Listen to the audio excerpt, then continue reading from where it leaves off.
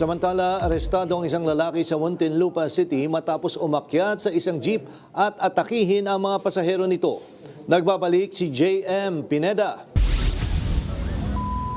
Sa pool sa video ang ilang ulit na pagbigwas ng nakahubad na lalaking ito sa isang senior citizen sa loob ng pampasaherong jeep sa Muntinlupa City. Makikita pa na ilang beses tinamaan sa katawan ng matandang lalaki habang sinasalag nito ang mga suntok.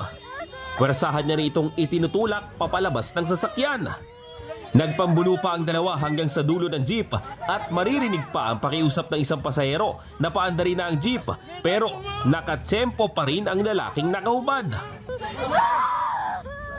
Pinagsusuntok at pinagtatadyakan naman ito ang isa pang senior citizen na nakahandusay sa saig ng jeep. Rinig ang iyak ng mga pasahero habang pinagsisi pa ang matanda. Maya-maya pa, makikita na may hawak na kahoy ang senior citizen at dito na kumaripas pababa ang lalaki.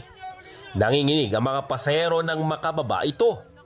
Viral ngayon ang video na posted na online at ayon sa uploader, ikinagulat umano nila ang pag-akyat ng lalaki sa jeep. May humahabol umano dito at nang paandari ng driver ang jeep, sila na ang inambahan ng lalaki ng suntok. Sa isang statement na inilabas ng Southern Police District, nasa kustodiya na nila ang sospek. Nadakip nila ito kaninang alas 2 ng madaling araw sa Carzo Compound sa Barangay Alabang, Muntinlupa City.